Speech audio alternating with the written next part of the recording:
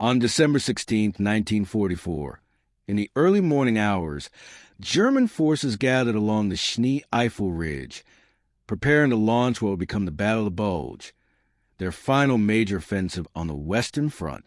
The ground was frozen, boots cracking over stiff mud. Confident and battle-hardened, these soldiers believed they were facing an inferior enemy, American troops they saw as soft, dependent on comfort and technology, lacking the grit of the Wehrmacht. Within hours, that assumption would be shattered by something they didn't understand: the relentless firepower of the M1 Garand rifle. The M1 Garand was a revolution in infantry weaponry.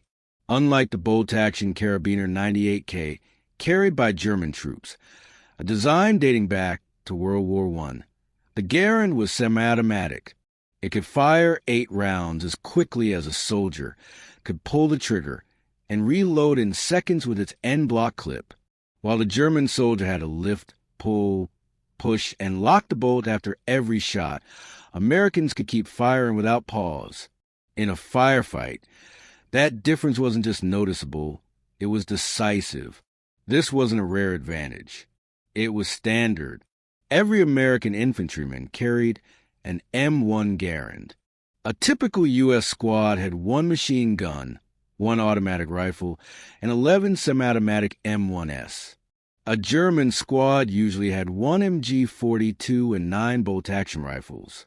German doctrine centered firepower around the machine gun, but in the American squad, everyone brought firepower.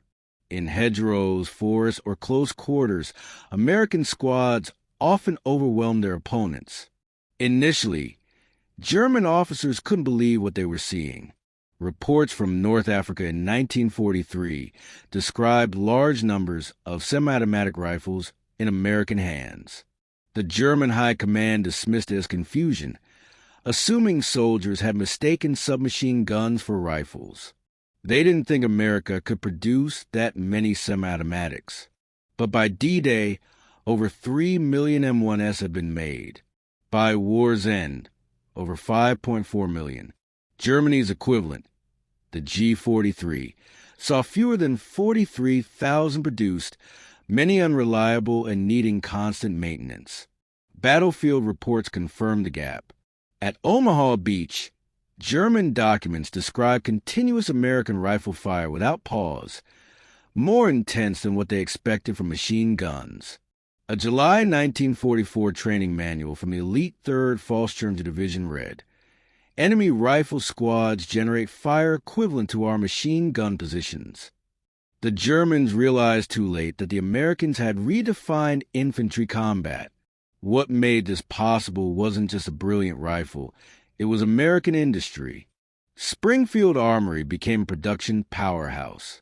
In 1940, it took 117 man-hours to make 1 M1. By 1945, just 31. In January 1944 alone, Springfield built nearly 4,000 rifles daily. Other companies like Winchester and International Harvester added hundreds of thousands more. Costs dropped from $83 to $31 per rifle, proof of scale and efficiency. Ammunition matched the rifles. Factories like Lake City in Missouri produced billions of rounds. American troops went into combat with 80-round .30-06 as a basic load, with near-endless resupply. German troops often carried just 60 rounds, with no guarantees of replacement. Even if they had equal bravery, they didn't have equal firepower. In the Ardennes, during the Battle of the Bulge, the M1 proved its value again. German rifles froze. Soldiers struggled to cycle bolts with gloved hands. The Garand, with its semi-automatic action, kept firing. U.S. medical records noted lower frostbite cases among American riflemen, partly due to less exposure while reloading. One U.S. sergeant said, "We just kept firing. 8 rounds, reload. 8 more." The Germans couldn't advance through that wall of lead.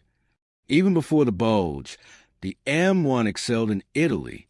At Monte Cassino, American troops kept fire superiority in brutal mountain terrain, where bolt-action rifles should have had the edge.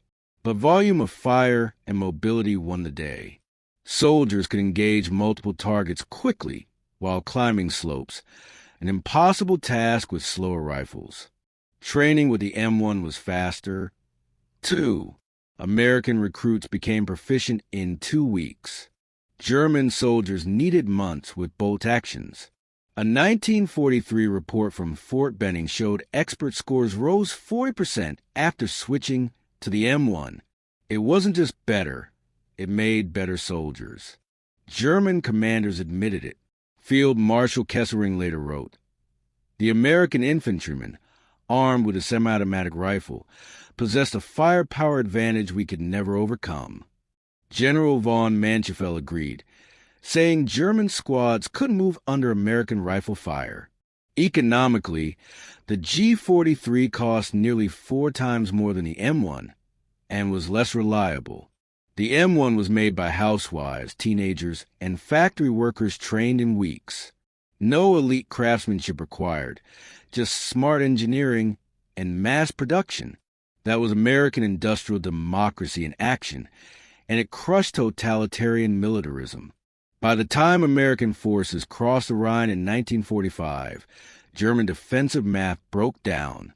The idea that one soldier could hold off 3 attackers assumed equal fire rates, which the M1 demolished.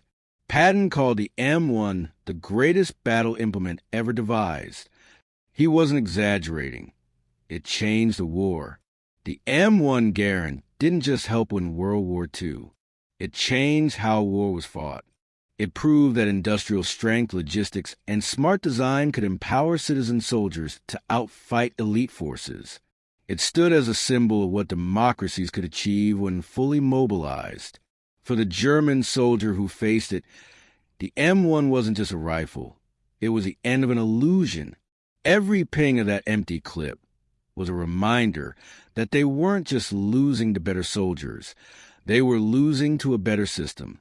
The M1 Garand was the future, forged in steel, fired in combat, and proven by victory.